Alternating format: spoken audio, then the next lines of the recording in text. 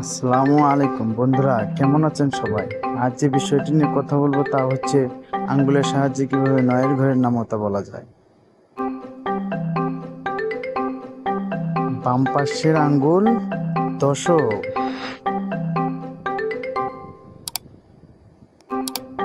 ডান পাশের আঙ্গুল একক,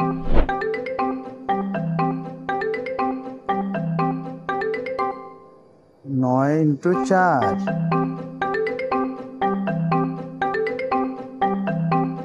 এক দুই তিন, 4 নাম্বার আঙ্গুল ডাউন, এক দুই তিন, এক দুই তিন চার পাঁচ ছয়, 36,